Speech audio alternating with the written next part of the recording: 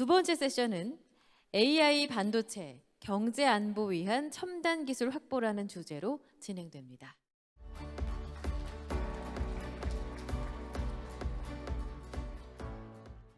예, 안녕하십니까. 제가 2003년에 서울 포럼 쓰고 벌써 11년이 되었네요. 그리고 이렇게 또 다시 강연하게 돼서 큰 영광입니다.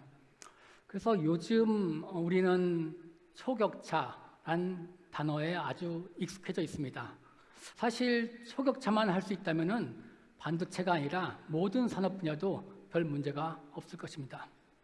더군다나 중국 반도체 산업의 경우 막대한 정부 지원 아래 중국 자국의 내수 시장은 국산화를 목표로 한다면은 과연 우리가 3년의 기술 격차 또는 5년의 기술 격차 사이에서 우리가 할 수 있는 대응 전략의 차별성은 무엇일까? 저는 오히려 되묻고 싶습니다. 그래서 예를 들어보겠습니다.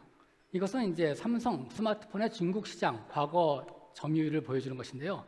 한중 정상회담, 한중 관계가 피크일 때 삼성폰은 그야말로 전성기를 구가했었고, 그리고 나서 사드 갈등, 노트7의 배터리 문제로 대응에 대한 대응 문제를 잘 못해가지고 또 중국인의 감정을 상하게 하면서 이제 점유율은 급격하게 하강하기 시작했습니다. 그리고 이제 2019년, 19년과 21년에 이제 타사 제품에서도 압도적인 기술로 플립폰과 폴더블 폰을 출시하겠죠. 그야말로 초격차 기술입니다. 그러면 결과는 어떠할까요? 지금 최근 수년간 도표에는 아예 삼성폰은 나와 있지도 않습니다. 1%가 안 되기 때문에요. 근데 또 주목할 것은 오히려 미국의 집중적인 견제를 받는 후아웨이폰은 올해 이제 국내 점유율 1위를 차지하게 됐습니다. 예를 들면은 우리가 중국 시장을 분석할 때 단지 기술 격차만이 아닌 다른 관점에서 봐야 하지 않을까 하는 점에서 본 강연을 준비해 보았고요. 그래서 거기에 앞서서 최근의 반도체 산업의 트렌드를 또 알아야 될까 해서 간단하게 정리해 보았습니다. 우선 우리가 반도체를 얘기하면 사실 반도체는 90년대부터 한국의 효자 수출 산업이었고 많은 주목을 받았는데 요즘 또 왜 이렇게 반도체 하냐? 그것은 이제 가장 큰 이유는 바로 이제 AI 기술의 대두이죠. 사실 AI 하면은 예전에 20, 30년에 말하던 AI는 완전히 다른 거죠. 지금은 빅데이터 처리 기술을 향해서 하는 것이고 그거의 근간에는 하드웨어의 급격한 발전이 기반이 되었다고 할 수 있습니다. 그래서 어떻게 보면은 통계학을 아주 멋지게 예쁘게 포장한 게 지금의 딥러닝 기술이고요. 여기에 우리가 열광하고 있지만 그 이면에는 막대한 전력 소모라는 문제가 있습니다. 그래서 이런 전력 문제를 해결하기 위해서 아예 인간의 뇌를 똑같이 구현하기 위해서 한 뉴로모픽 기술도 사실 1000억 개의 뉴런과 100조 개의 시냅스를 가지고 있는 인간 뇌, 그러면서도 불과 20W의 전력밖에 소모하지 않는 인간의 뇌에 비하면 아직도 갈 길이 멀다고 할 수 있습니다. 하지만 이런 AI 기술의 대두로 사실 어떻게 보면 세 가지 큰 새로운 추세가 있는데 그 첫 번째가 달라진 메모리 반도체의 위상, 그리고 두 번째가 단순한 첨단 공정, 집적에 의한 무얼스로에서 더욱 많은 기술이 융합된 모홀된 무어의 필연성, 그리고 전력 확보의 중요성이라고 할 수 있습니다. 그럼 메모리를 먼저 보죠. 메모리는 사실 폰 노이만 컴퓨팅 구조에서 CPU를 보조하는 어떤 약간 주변 기기의 역할을 했었는데 그것이 이제 데이터 처리 기술이 중요하게 되면서 메모리 역할이 더 커지고 그럼으로써 이제는 아예 메모리 자체 내에 로직 연산 기술을 넣는 프로세싱 인 메모리 또는 컴퓨팅 인 메모리의 신 메모리 구조가 나오게 되었고요. 또 여러분이 잘 아시는 한국이 지금 주도하고 있는 하이 밴드위스 메모리와 같은 새로운 메모리 산업을 발전하게 되었습니다. 그리고 이제 1965년 인텔의 공동 창업자인 골드무어는 트랜지스터의 집적도는 2년마다 2배씩 증가한다 하는 무어의 법칙을 발표했었고 그로부터 수십 년간 반도체 공정의 스케일링의 어떤 기본 가이드라인이 되면서 잘 유지해 오다가 점점 공정이 첨단화되면서 전류 누수 문제와 발열 문제로 더 이상은 무어의 법칙으로 단지 집적도만으로는 우리가 이제 속도를 더 올릴 수 없기 때문에 어떤 새로운 방법이 필요하다. 그래가지고 이 공정 외에도 패키징과 또 시스템 솔루션 그리고 새로운 공정의 컨셉들을 많이 개발하면서 이제 모어가 바로 이제 어떤 새로운 트렌드가 되었고요. 이러한 패키징, 테스팅까지 중요해지면서 어떻게 보면 선공정, 파운드리, 후공정이 잘 분업해 있던 세계 반도체의 추세는 다시 종합 반도체 회사로 돌아가는 어떤 또 트렌드를 보이고 있습니다. 마지막으로 전력 확보의 중요성이죠. 그래서 이 그림에서 보면은 여기는 이제 오늘 오전에 강연하셨던 김기남 원장님께서 2015년에 한참 전이죠. 그때 이제 반도체 고체 회로학회에서 기조 강연한 내용 중에 하나인데요. 그 당시에 발표한 내용의 원래 목표는 앞으로 데이터 센터의 증가량은 한정되어 있다. 왜냐하면 땅이 부족하기 때문에. 하지만 우리가 필요한 데이터의 수는 급증하기 때문에 메모리 용량의 증가는 필수적이다. 해서 메모리 용량의 증가의 중요성을 발표했었는데 그때 하나 또 우리가 눈여겨볼 수 있는 게 바로 전력량입니다. 그 당시에는 그렇게 크게 주목받지 않았어요. 근데 같은 학회에서 8년 뒤 작년 2023년에 AMD의 대표이사 리사 수의 기조강연에 보시면은 앞으로 컴퓨터의 발전에서 2030년대 이후에 슈퍼컴퓨터 한 대를 만들기 위해서 필요한 전력이 1기가와트, 15와트가 필요하다. 이거는 바로 핵 발전소가 컴퓨터 하나마다 필요한 양이라고 할 수 있죠. 이만큼 안정적 전력 확보가 더 중요하게 되고 마이크로소프트 테라파워가 소형 원자로 투자, 또 오픈 AI의 핵 융합 투자에 관심을 많이 가지고 있고 또 대만도 TSMC도 실은 대만 전체에서 한 회사가 대만 전체 전력의 7% 이상을 쓰고 있습니다. 그 말은 앞으로 2025년에 대만은 탈원전을 선언하게 되는데 과연 그때 그게 가능할 것이냐. 앞으로 첨단 공정 1나노미터나 2나노미터로 가면은 더욱더 막대한 전력이 할 텐데 그래서 어쩌면 대만 TSMC가 지금 글로벌화하는 것도 어쩔 수 없는 하나의 전략이 하나의 방법일 수도 있습니다.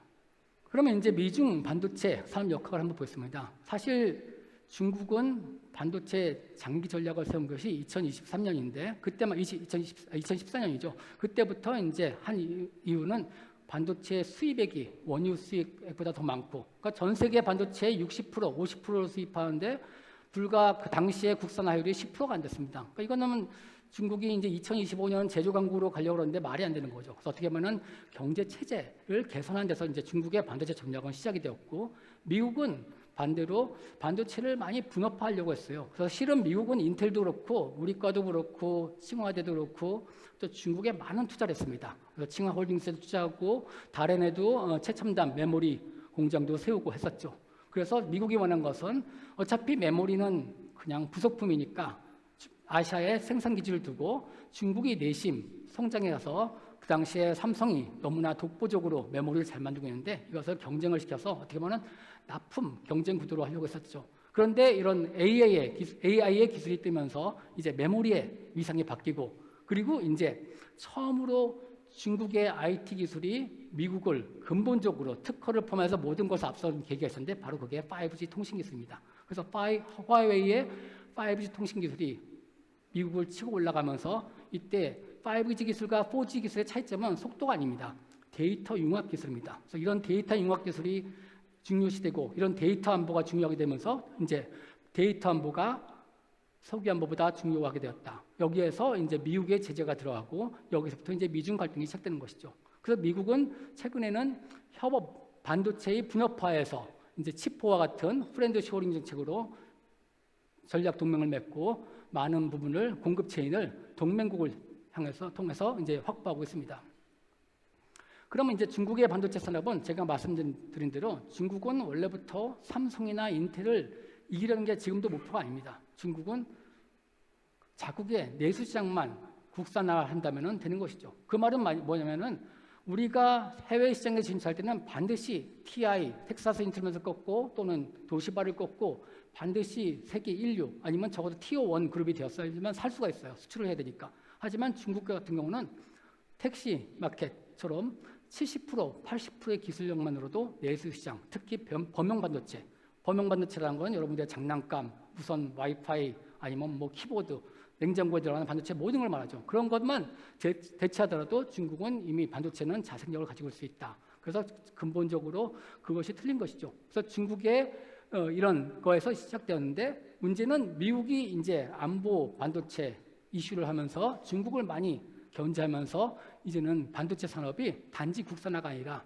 자기의 중국 자체의 어떤 향후 미래 산업에 큰 목을 재는 차보주 산업을 역할을 하기 때문에 이제 이런 자생력을 위한 적극 지원을 이제 국가적으로 적극하게 되었고요. 그래서 아시다시피 메모리는 낸드 메모리의 맹추격, 그리고 이제 지금 D램은 많이 떨어지지만 D램을 대체할 AI용 메모리, 그래서 신 메모리 반도체에 대해서 많은 투자를 하고 있습니다.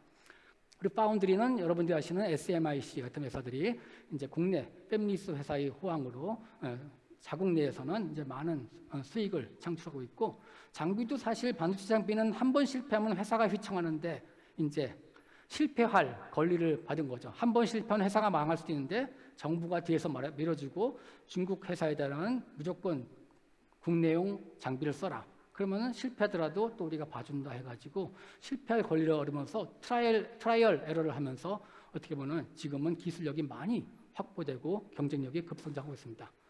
저는 그래서 지금 중국에서 가장 우리가 또 경계해야 할 부분이 바로 이제 아무래도 다른 분들도 말씀하셨지만 바로 팹리스 분야입니다. 팹리스 회사가 많다는 것은 그만큼 물론 퀄리티가 어떤지 모르겠지만 많이 도산하고 또 생겨나지만 도산하고 생겨나면서도 꾸준히 숫자가 지난 10년간 증가한다는 것은 그만큼 반도체의 수준과 체질이 개선되고 있다는 걸 보여주고요. 그래가지고 현재 지금 예를 보면은 ISCC 국제 고체 학회 논문, 이건 시스템 반도체에서 저희가 반도체의 올림픽이라고 할 수 있는데 그런 학회에서 지난 10년 전에만 해도 한 편만 나와도 이거는 큰 뉴스거리가 됐는데 작년부터 미국, 일본, 대만, 한국을 앞지르고 세계 1위가 되었고 올해는 그냥 그야말로 압도적으로 논문 수가 채택 수가 많습니다. 그래서 사실 한중 협력 방안, 사실 이제 문제점만 얘기하고 협력 방안을 안 얘기하면 안 될 것 같은데 IP 창출, 그러니까 회로 설계, 팹리스는 우리가 보면은 어떻게 보면 아주 민감한 부분일 수 있는데 거꾸로 우리가 차세대 6G 통신이나 자율주행 또는 뭐 AI 또는 사물 인터넷 이런 쪽으로는 차세대 표준화를 위해서는 한중 간에 협력할 수 있어요. 또 파운드리 같은 경우는 당연히 중국의 팹리스가 3,500가지 되면은 결국은 서로 간에 치열하게 경쟁하고 그러다 보면 결국은 신뢰도가 높고 양질의 공정을 요구할 수밖에 없습니다. 그러면은 당연히 아직까지 한국은 중국보다 공정해서 수율면에서 좋다는 것은 또 같은 값에 좋은 공정을 제공할 수 있는 것이고 신뢰도가 높은 또는 같은 퀄리티에 약간은 값을 더 싸게 할 수 있는 거죠. 불량률이 적으니까요. 그래서 소부장은 물론 이런 틈새 시장, 미국, 일본, 뭐 유럽, 네덜란드가 압도적으로 하고 있지만은 레거시 공정, 범용 반도체 공정에서는 우리가 충분히 경쟁력이 있습니다. 그런 데서 틈새 시장을 마련할 수 있기 때문에 아직까지 굳이 협력 방안을 마련한다면 쉽지는 않지만 방안은 있다. 그래서 우리의 중장기 대응은 이제 기술력에서 초격차한다. 이거는 굳이 다시 설명 안 하겠습니다. 그럼 제가 강조하고 싶은 건 오늘 강연 제목에서 반격차. 이것은 무엇이냐?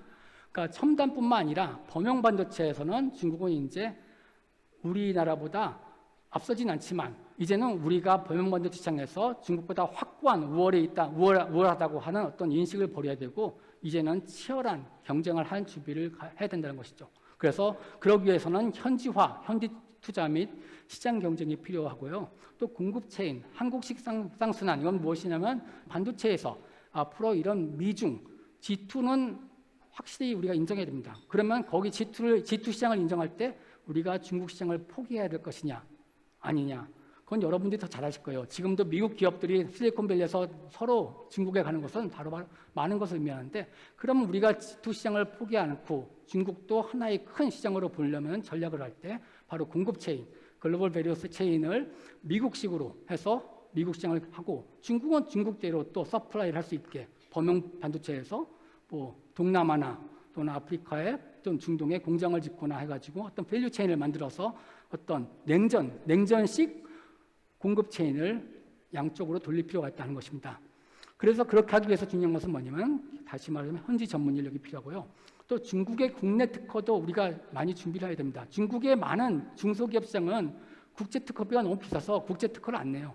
그것이 국제 특허로 익스포즈 안 돼 있으면 우리가 알 길이 없다가 나중에 중국 시장 가면 이런 특허가 있었나 할 수도 있죠. 그래서 저는 현지 변리사도 많이 육성해야 돼서 많이 변리사를 보내야 되고 또 중국의 M&A, 반도체 산업 당연히 M&A 좋은 기회입니다. 그래서 그런 변호사 그래서 법적으로도 많은 준비를 해야 된다는 것이죠.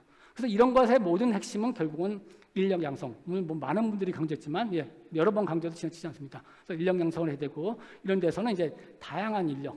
그러니까 지금 중국이나 미국이나 일본은 고급 인력이 많을지언정 산업 현장에서 많은 체험을 한 전문 인력, 고급 인력은 많지 않아요. 오로지 한국하고 대만이 가장 최강이라고 볼 수 있고요. 이런 우리의 이점을 살려가지고 더욱더 이제 글로벌 전문가를 많이 늘리고 그래서 글로벌 소프트 파워를 더 늘리는 것이 더 중요하다고 생각합니다. 예, 감사합니다. 여러분 큰 박수 부탁드립니다. 이유근 교수님 다시 한번 감사 인사드립니다.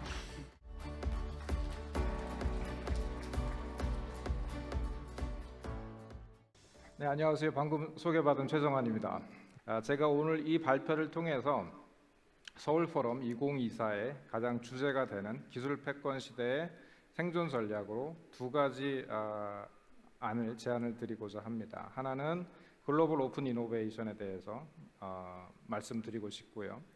두 번째는 지금 현재 산업 생태계를 보면 혁신적인 기술이 필요할 때입니다. 그 혁신을 어떻게 이루어낼 것인가, 그거에 대한 솔루션으로서 광기술에 대한, 포토닉스에 대한 기술을 오늘 조금 말씀을 드리고자 합니다. 저는 프라운호퍼 HCI 연구소에 2011년부터 근무를 하고 있고요. 지금은 초고주파 반도체 및 광회로에 대해서 연구를 하고 있습니다. 프라운호퍼에 대해서 잠시 소개를 드리도록 하겠습니다. 1949년도에 독일 뮌헨에서 만들어진 독일의 가장 큰 응용과학 연구소가 되겠습니다. 현재 프라운호퍼 연구소는 EU에서 가장 큰 응용과학 연구소입니다. 현재 76개 연구소로 구성이 되어 있고요. 연구 인력만 한 3만 1,000명 정도 됩니다. 네, 그리고 저희 메인 커스터머는 현재 인더스트리, 그 다음에 퍼블릭, 그 다음에 서비스 섹터가 되겠습니다. 굉장히 많은 연구 결과물이 있습니다만은 한 장짜리 슬라이드로 좀 요약을 해봤습니다. 여러분들이 잘 아시는 MP3, 프라운호퍼 연구소에서 개발이 된 것이 되겠습니다. 그 외에도 비디오 코덱, 이따가 조금 더 말씀드리겠습니다. 그 외에도 현재는 수소 기술, 그 다음에 양자까지 이르기까지 현재 굉장히 많은 독일의 SME를 지원할 수 있는 기초 기술, 응용 기술을 연구하고 있는 훌륭한 연구 재단이 되겠습니다. 제가 있는 곳은 독일의 수도 베를린에 있습니다. 그 프라운호퍼 76개 연구소 중에서도 가장 나이가 많은 하이니시 헤르츠 연구소, HHI 연구소에 있습니다. 역사 시간으로 잠깐 가보겠습니다. 프라운호퍼가 있고요, 헤르츠가 있습니다. 어디서 많이 들어본 이름일 텐데 물리학을 공부하신 분들은 아마 프라운호퍼라는 이름이 그렇게 낯설지 않으실 수 있습니다. 그래서 프라운호퍼는 1700년도 후반에 태어나신 독일의 유명한 광학자이십니다. 그리고 굉장히 돈을 많이 버신 사업가이십니다. 이분이 만드셨던 게 뭐가 있냐면은 현미경, 망원경, 글라스로 만들 수 있는 모든 제품을 많이 만드셔가지고 돈을 엄청 많이 버셨던 분이십니다. 소위 말해서 기술을 가지고 혁신을 이룩한 굉장히 대표적인 과학자, 독일 과학자이십니다. 그래서 이분의 이름을 따서 프라운호퍼 소사이어티, 프라운호퍼 연구소 재단 이름이 생겼습니다. 자, 오른쪽에 보시는 분은 헤르츠이십니다. 이분이 헤르츠이십니다. 저희가 주파수 단위로 쓰고 있는 헤르츠인데요. 이분은 사적으로 굉장히 중요하신 분이십니다. 왜냐하면은 저희가 맨날 쓰고 있는 이 무선 환경, 전자기파가 존재한다는 것을 마지막적으로 실험적으로 증명하신 분이 되시겠습니다. 그래서 이분의 업적을 기리고자 베를린의 1928년도에 프라운호퍼 HHI 연구소를 설립을 하게 되었습니다. 현재는 광통신, 시그널 프로세싱 분야에 굉장히 큰 강점 기술을 가지고 있고요. 최근에는 AI를 굉장히 크게 선도적으로 연구를 하고 있습니다. 현재 나이 96살입니다. 곧 100주년이 되는 연구소가 되겠습니다. 굉장히 많은 기술 분야에 대해서 전 세계적으로 탑 티어 포지션을 유지하면서 현재 R&D를 개발을 하고 있습니다. 왼쪽 위에 보이시는 분이 헤르츠이십니다. 혹시 유럽 여행 하시다가 베를린에 들리실 기회가 있으시면 저희 연구소에 꼭 연락을 주시면 이분 앞에서 사진 찍으실 수가 있습니다. 헤르츠 동상이 저희 연구소에 2개가 있습니다. 예. 왼쪽 아래 보시는 사진인 M이상입니다. 그래서 HHI 연구소가 가지고 있는 동영상 코덱 기술, 동영상 압축 기술은 영화가 많은 분들에게 보일 수 있도록 기여한 공로로 저희가 M이상을 4번 받았습니다. 오른쪽 아래 그림입니다. 저희가 코로나 기간 때 AI라는 기술이 전 세계적으로 붐업이 되면서 AI 잘하는 연구소가 어딘가 시장조사 기관이 조사를 해봤더니 저희가 탑20 연구소에 포함이 되었습니다. 그래서 연구소 건물 지하에는 어마무시하게 큰 컴퓨터 서버가 설치가 되어 있고요. 동작시키기 위해서 엄청나게 큰 전력선을 끌어다가 공사를 아주 긴 시간 동안 했던 역사가 있습니다. 그다음에 오른쪽 중앙 사진 먼저 보시겠습니다. 한국 기업과 굉장히 콜라보레이션을 많이 하고 있습니다. 대표적인 예로 이제 LG전자가 있고요. 그 외에도 굉장히 많은 한국의 기업들과 협력을 하고 있습니다. 그다음에 오늘 강조드리고 싶은 내용 중에 하나가 포토닉스 기술인데요. 오른쪽 위쪽 그림이 되겠습니다. 광 반도체를 생산할 수 있는 시설을 가지고 있습니다. 저희가 커버할 수 있는 범위는 TRL1부터 TRL9까지입니다. 현재 이 기술만 가지고 40년 이상 R&D를 해왔기 때문에 해당 분야 월드와이드 탑티어 컴퍼니들과 굉장히 많은 교류를 하고 있는 연구소가 되겠습니다. 이거 하나는 제가 오늘 꼭 말씀드리고 싶습니다. AI 시대가 왔는데 전기값 걱정을 해야 된다. 데이터센터.com 이라는 회사에서 통계를 냈습니다. 2021년, 22년 사이에 전 세계 데이터 센터가 2,200개 정도가 됩니다. 현재는 몇 개나 될까 해서 다시 한번 확인을 해봤는데요. 3,300개입니다. 문제는 앞서 여러분들이 말씀을 해주셨는데요. 이 전력 소모가 너무 크게 증가하고 있습니다. 현재 24년도 데이터는 전기 사용량 데이터는 현재 그 소위 말하는 챗GPT라든가 코파일럿 등등의 전력 사용량이 포함되지 않은 것이 통계입니다. 그래서 제가 궁금해서 한번 물어봤습니다. 코파일럿한테 전기를 얼마나 쓸까요? 했더니 전 세계 전기량의 1.3%, 요즘에 또 비트코인 많이 한다고 그래서 한 0.4% 추가가 좀 될 것 같다고 이렇게 통계가 나왔습니다.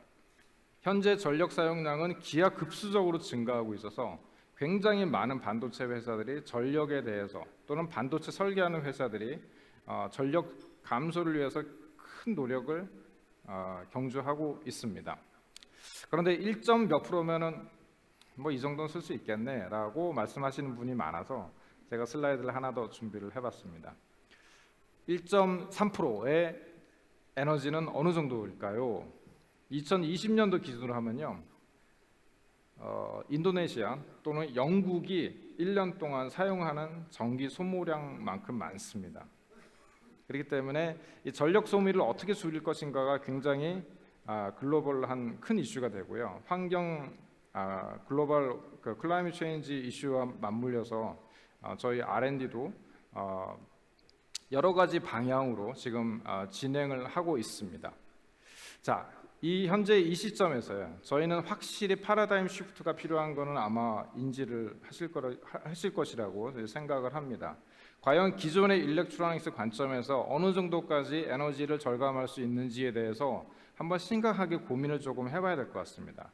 그래서 오늘 제가 말씀드리고자 한 그 팩터 중에 하나는 이제 포토닉스 기술을 한 번 정도는 고민을 좀 해봐야겠다라는 것으로 그것 때문에 제가 오늘 좀 슬라이드를 좀 준비를 해봤습니다. 1979년도 제가 기억하고 있기로는 아마 모토로라 웨이퍼였던 걸로 기억을 하고 있습니다. 그 당시 그 일렉트로닉스 IC의 집적도는요, 가장 기본적인 컴포넌트를 구현할 수 있는, 집적할 수 있는 기술 수준이었습니다. 왼쪽에 보이는 그림에서 보이듯이 트랜지스터, 저항, 콘덴스, 캐패시터 이런 것들만 기본적인 요소 몇 개들만 집적할 수 있는 수준의 기술 수준이었습니다. 하지만 지금은 어떻습니까? 세상할 수 있는 거는 모든 전자회로가 다 할 수 있습니다. 그 정도로 집적도가 크게 올라갔습니다. 소위 말하는 무어의 법칙이죠. 오른쪽 그림을 보시겠습니다. 2014년도 기준으로 포토닉스 IC, 광기술을 이용한 IC의 집적 수준입니다. 이 기술 수준이 전자공학의 역사로 치면은 1979년도, 1980년도 수준에 이르는 집적도가 되겠습니다. 약 30년 정도 뒤져 있습니다. 그렇지만은 또 굉장히 많은 연구자분들이 이 기술의 집적도를 올리기 위해서 굉장히 열심히 노력을 하시고 계시고요.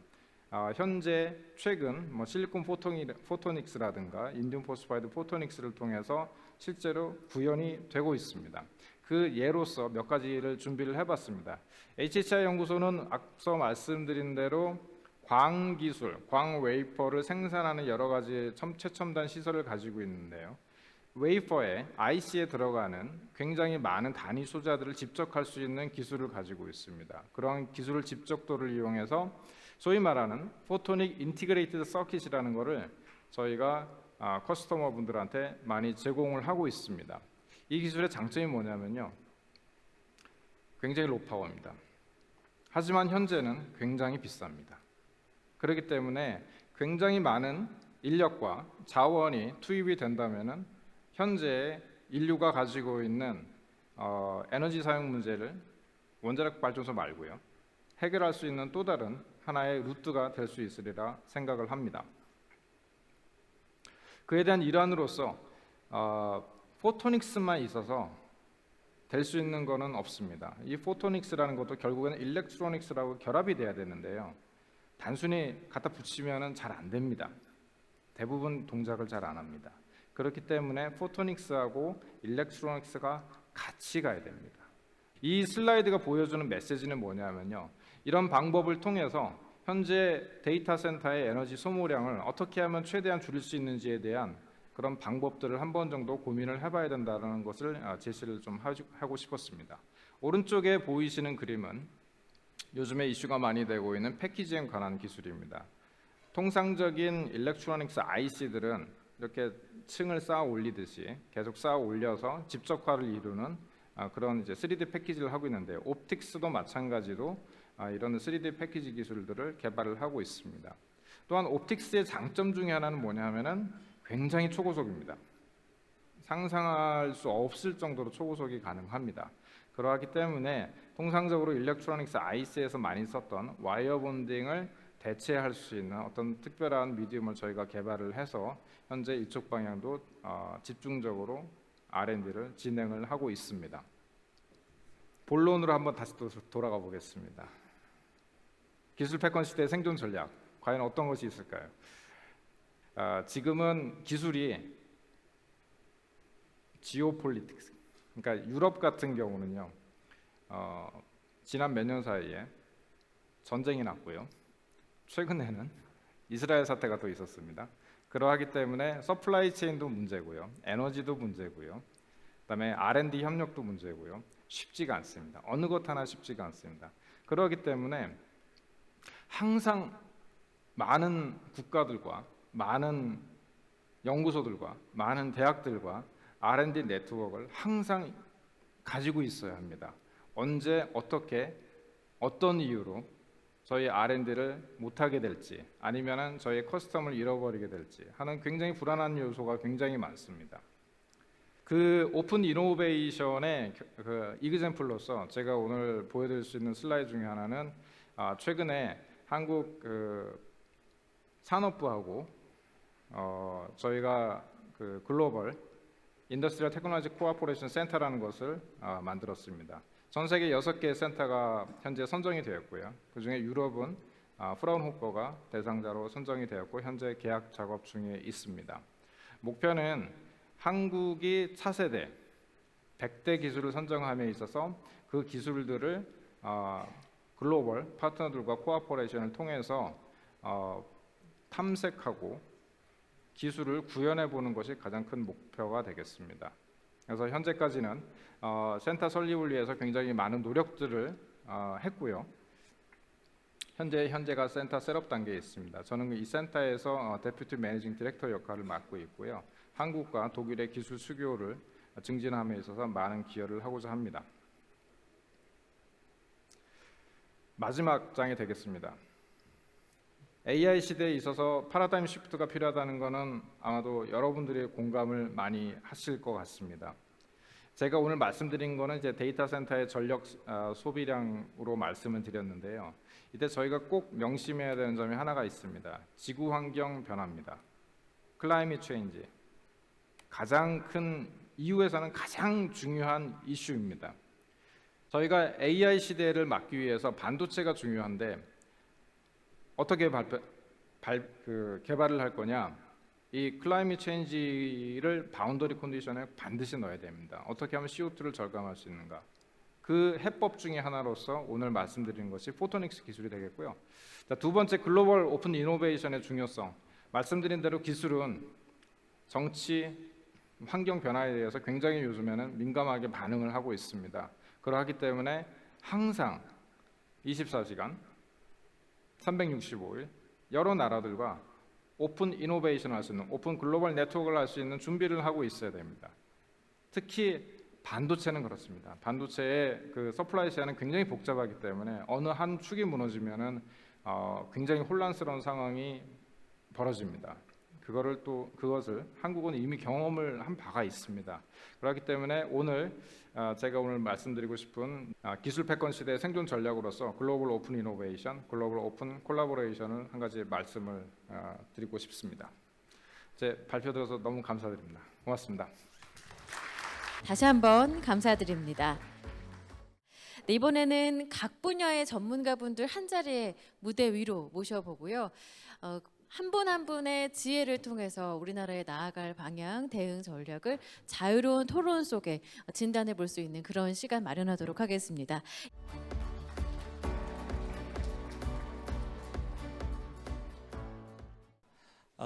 오늘 세션 2 AI 반도체 경제 안보 위한 첨단 기술 확보에 대해서 토론하도록 하겠습니다. 첫 번째 질문은 좀 묶어서 말씀드리면 왜 반도체가 안보가 됐는지 그걸 묻고 싶고요.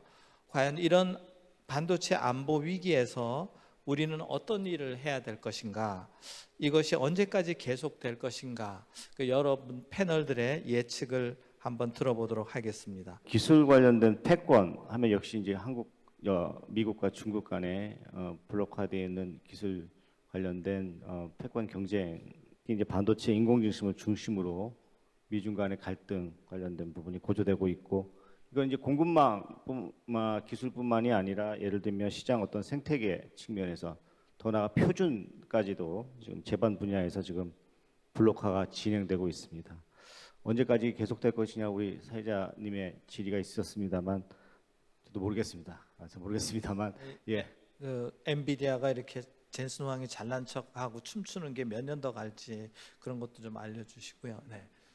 사실 이제 미국의 어떤 정치 상황 이런 부분도 굉장히 지금 앞으로 이 부분에 영향을 미칠 것 같다는 생각이 좀 듭니다. 예. 또한 미국 같은 경우는 반도체 관련된 부분을 대표적으로 계속 강화를 하고 있고, 대중국 관련된 수출 통제 관련된 부분도 정권을 넘나들면서, 특히 다음번에 트럼프 대통령과 또 바이든 대통령 관련된 선거가 있을 텐데, 대통령 선거 이후에 아마 이런 부분들은 더 강조되지 않을까라는 우려를 할 수밖에 없는 상황인 것 같습니다. 중국은 또 자체적으로 이런 부분에 대해서 아까도 말씀 주셨습니다만 여러 가지 자체 AI 생태계를 구축하고 분리된 정책 관련된 부분을 지속하고 있습니다. 이 평행선을 달리고 있고, 미국은 또 동맹국에 관련돼서도 계속적인 협력을 강화하고 요구하고 있습니다. 이런 어떤 지정학적 대외적 리스크가 있습니다. 여기서 저희가 살아남을 수 있거나 경쟁력을 가질 수 있는 여러 가지 전략이 있겠습니다만, 아까 말씀드렸던 AI 반도체에 관련된 원천 어떤 기술 관련된 부분을 선점하고 혁신해 나가야 되고, 타국과의 어떤 전략적 관련된 공조도 필요한 것 같습니다. 어떤 식으로든지 관련된 공급망과 이런 부분들을 다변화하고 자립화해야 되는 부분이 필요합니다. 조금만 늦춰지거나 조금만 방심하게 되면 이른바 나락으로 떨어질 것 같습니다. 이런 부분에 대해서도 계속적으로 봐야 될 것 같고요. 글로벌리 AI와 관련된 규범 형성이 지금 되고 있습니다. 이 규범 형성이라는 것은 규제와 어떤 그런 안보 측면에서도 블록이 될 수도 있습니다만, 또 자국 산업을 보호하거나 자국 기업을 보호하는 배리어로 할 수도 있습니다. 그래서 이런 부분에 대한 규범 형성에 대한 데서도 주도적으로 저희가 참석을 해서 어떤 지리학적 상황 변화에 대응을 해야 된다고 생각을 하고 있습니다. 네, 있습니다. 안기현 전무님 반도체 산업협회인데 아까 그 기본 질문 포함해서 지금 우리 반도체 산업이 기회입니까 위기입니까? 단기적으로는 좀 위기일 것 같고요. 근데 단기라면 10년, 10년은 위기일 것 같고 10년을 견디면 기회가 올 것 같습니다. 네. 그렇게 보고 있는데요. 이게 뭐 사실은 이제 이 반도체 산업의 역사가 한 70년 되는데요. 뭐 태생은 미국에서 했죠. 태생 미국에서 할 때 반도체 제조를 하기 위한 소재, 부품, 장비도 다 미국에서 태생을 했습니다. 근데 이게 이제 점점 시간이 지나면서 이 공급망 자체가 국가별 분업 체계로 바뀝니다. 그래서 뭐 장비는 이제 미국에서 하고 또 소재 장비 일본에서 하고 또 특정한 장비는 또 유럽에서 하는데 제조는 한국 또는 대만에서 하죠. 아시아에서 합니다. 그리고 또 제조를 동아시아에서 하는 건 미국이나 뭐 유럽은 반도체를 태생한 국가인데 사실은 이 반도체 제조에 크게 관심이 없었습니다. 2000년 이후로는. 왜냐하면 더 이상 싸게 만들 수 없기 때문에. 또 하나는 미국이나 유럽이 반도체 시장은 아닙니다. 왜냐하면 반도체가 전자제품에 들어가는데 이 전자제품 조립은 중국이나 동남아시아, 그러니까 주로 전자제품을 싸게 만들 수 있는 곳에서 전자제품을 조립을 했고 그 전자제품 조립하는데 반도체가 필요한데 이게 다 아시아권이거든요. 그래서 아시아권에서 반도체도 만들고 그 반도체를 갖다가 전자제품을 만들어서 미국이나 유럽이나 또는 뭐 일본이죠. 이게 전체적인 전자제품 이 공급망의 구조였습니다. 그래서 굳이 미국이나 뭐 유럽 또는 뭐 일본이 나 저 반도체가 필요하지도 않는데 굳이 비싸게 반도체를 만들 필요가 있나? 라고 해서 한국이나 대만이 반도체 제조하는 데 있어서는 많이 도와줬습니다. 이런 구조로 지금까지 왔습니다. 적어도 2020년 12월 달까지는. 근데 이제 이게 상황이 바뀐 게 2021년 1월 달에 자동차에 들어가는 이 반도체가 부족해서 미국이나 유럽의 자동차 회사가 문을 닫는 일이 생겼습니다. 자동차는 가격 이슈도 있지만 이게 굉장히 비싸게 팔리는 그 제품이고 또 고용 효과가 굉장히 많은 이 제품입니다. 그래서 미국이나 일본, 유럽은 아직도 자동차 산업이 건재하고 아직도 이 자동차 이 생산의 강국입니다. 아마 이 고용 효과 때문에 이 나라들은 자동차 산업을 포기할 수 없을 겁니다. 그런데 이 반도체가 부족하면 자동차 만들 수 없다는 걸 2021년 1월 달에 이미 이 학습 효과가 있는 거죠. 그러면 이 자동차 산업, 특히 이제 이걸 전부 총칭해서 모빌리티 산업인데요. 이 첨단 모빌리티 산업을 유지하려면 반도체 제조가 꼭 필요합니다. 그래서 반도체 제조의 시설을 구축하기 시작했고요. 시설을 구축하면서 뭐가 문제냐? 우리랑 경쟁이 생겨버렸습니다. 그러니까 협력의 관계에서 2021년부터는 반도체 산업의 공급망 자체가 경쟁으로 바뀌었답니다. 우리한테는 굉장히 중요한 일입니다. 왜? 우리가 무너질 수도 있습니다. 사실은. 왜? 치열한 경쟁이고 원천 기술을 갖고 있는 나라고. 그래서 협력의 관계에서 경쟁의 관계로 바뀌었는데 이 바뀜으로 인해서 우리의 반도체 산업은 과연 버틸 수 있을까? 또 유지할 수 있을까? 발전할 수 있을까?에 대한 우려가 우리 산업 내에서 굉장히 큽니다. 커서 이제 우리 김정희 교수님께서 질문이 이게 위기냐 기회냐? 이게 위기와 기회가 동시에 있는 것 같습니다. 지금 현재 경쟁 체제에서는 위기죠. 근데 장기적으로 보면 우리가 이 반도체 제조 기술이 세계 최고가 됐고 또 선발국들이 안 한 이유들이 있는데요.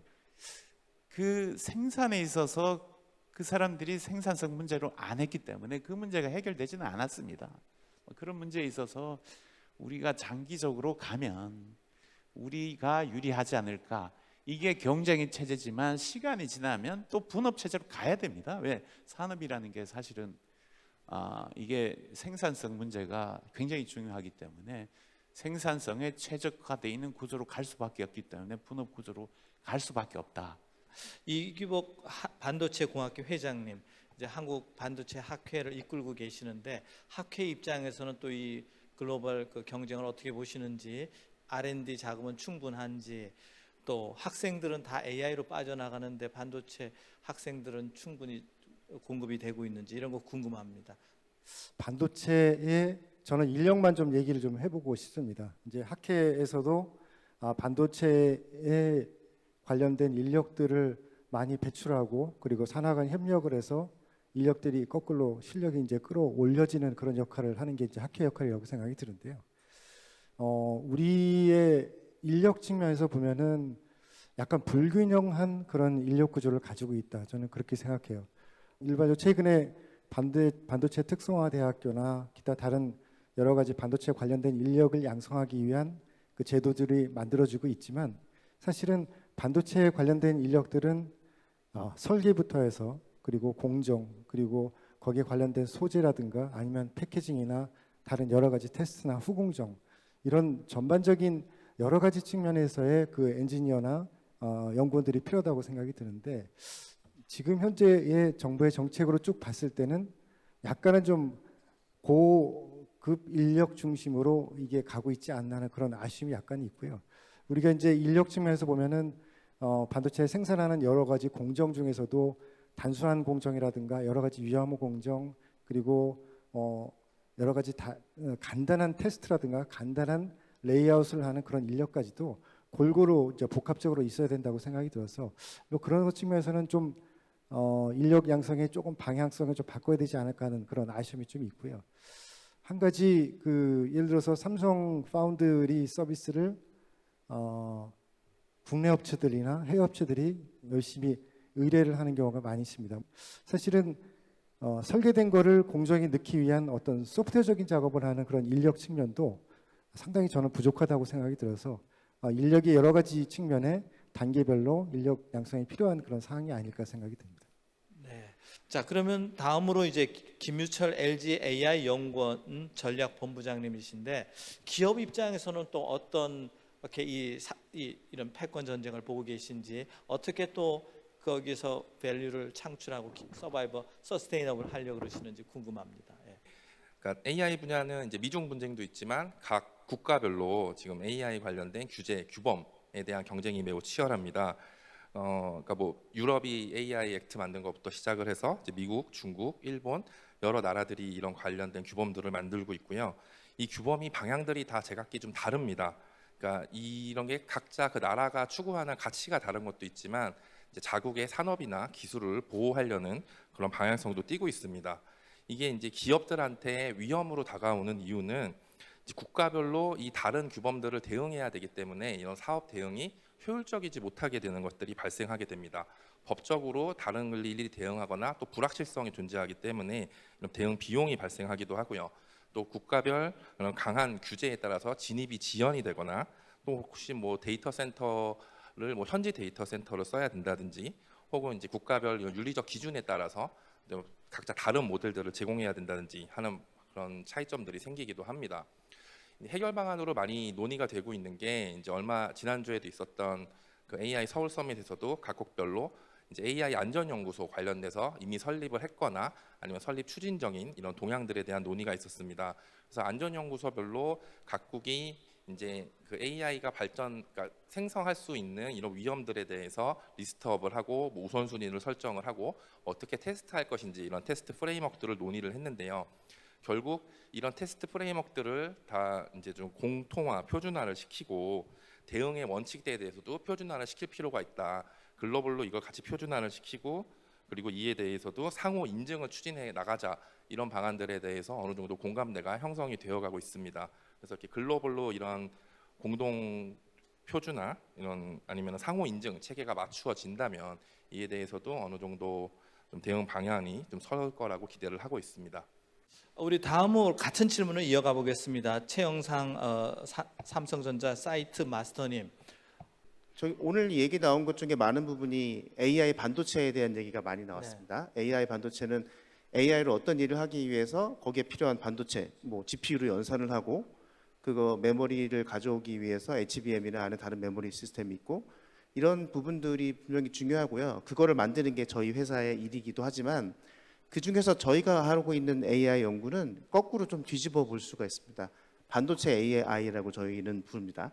그래서 반도체를 설계하고 만들어내는 모든 과정은 굉장히 복잡하고 많은 사람들의 지식과 경험이 관련되는 일들입니다. 거기에 수많은 장비와 물질들이 돌아다니면서 굉장히 많은 데이터들이 생성이 되고요. 그런 데이터를 사람이 모두 이해하기는 어렵습니다. 아까 설계하는 학생이 모든 걸 설명할 수 없듯이 한 사람의 뇌를 가지고는 이것들을 처리할 수 없게 되는 일들이 계속 벌어지고 있고요. 그렇기 때문에 그 반도체를 만들어내는 과정에 AI를 최대한 동원을 해서 가장 좋은 반도체를 만들어내고 그리고 반도체를 만드는 데 비용을 줄이고 그리고 또 더 나아가서 에너지를 적게 사용할 수 있는 반도체를 설계하는데도 AI 많은 알고리즘들이 필요로 하고 있고요. 근데 아시다시피 2022년 11월에 챗GPT가 나오고 생성형 AI가 모든 세상을 지배하게 되는 이런 현상이 왔을 때 저희도 반도체를 만드는 데 들어가는 AI가 생성형 AI를 중심으로 어떻게 만들어질 수 있을지를 고민하고 있고요. 그래서 아까 말씀하신 파운데이션 모델을 자체적으로 개발해서 이제 사용을 하고 있고 이 생성형 AI가 반도체를 잘 만들어내는 방법을 알아낼 수 있도록 지금 학습을 시키고 사용하는데 지금 모든 노력을 집중을 하고 있습니다. 그래서 결과적으로 바라는 것은 사람이 어떤 디시전을 내릴 때 그 디시전에 대한 가장 적합한 근거를 제시하고 그리고 왜 이런 일들이 일어나는지 설명할 수 있고 그리고 가장 확률이 높은 방향으로 의사결정해 줄 수 있는 AI를 만드는 게 저희의 목적이고요. 근시일 내에 좀 좋은 성과가 나올 거라고 생각하고 있습니다. 자, AI와 반도체가 만나는 가장 현장, 그게 이제 AI 반도체입니다. 디벡스의 김노건 대표님의 의견을 들 텐데요. AI 반도체가 지금 제가 봤을 때는 헤게모니가 뒤집히는 상태이기 때문에 여기서는 레가시 SoC 기술에서는 로직 기술에서는 저희가 한국에서 가져가기 쉽지 않아요. 근데 AI 반도체가 새로 나오고 누가 먼저 최신의 기술을 시장이 원하는 저전력과 저가로 만들어낼 수 있냐. 그게 그래서 많은 디바이스, 모든 디바이스에 집어넣을 수 있냐의 이 레이스에서 일단 디벡스는 스타트 포인트를 같이 시작했어요. 그러니까 저희가 이제 그 선배님들이 디벡스 같은 회사 나와서 시스템 반도체 수십 년 동안 해서 성공하는 케이스 나와야 되는데 지금까지 못 나왔으니 당신 같은 회사들이 해야 된다라는 이제 요청을 많이 하는데 저희가 좀 어드밴티지가 있는 게 선배님들은 CPU 시장이 거의 장악되는 상태에서 시작해서 따라가려고 그랬고 GPU 시장이 다 장악되는 상태에서 이제 메인 시장이 됐을 때 따라가려고 했으니까 쉽지 않았어요. 그러니까 기술력이나 똑똑하신 분이 많았는데 그때는 쉽지 않았어요. 근데 AI 반도체, 특히 온디바이스 AI 반도체 쪽은 이제 막 메이저가 시작되는 이제 시장의 흐름이니까 디벡스라든가 이런 회사들이 국내에서 같이 시작하기 때문에 저 어저께도 이제 포브스에 기사가 났는데 삼성전자가 이제 그 AI 반도체 MPU 기술에서 특허 제일 많이 갖고 계시고 넘버 2가 저희입니다. 그래서 제가 봤을 때는 가장 중요한 시간에 가장 중요한 국내 어떤 도움을 받고 있다. 그래서 저희가 세계 선도하는 걸 한번 도전해 볼 수는 있다 이렇게 생각합니다. 네. 지금까지 열렬한 토의에 참여해 주신 패널 여러분 또 그다음에 청중 여러분께 감사의 말씀을 드리면서 세션 2를 마치겠습니다. 감사합니다. 네, 감사합니다. 열띤 토론으로 함께해 주신 7분께 여러분 뜨거운 박수 다시 한번 부탁드립니다. 네, 감사합니다.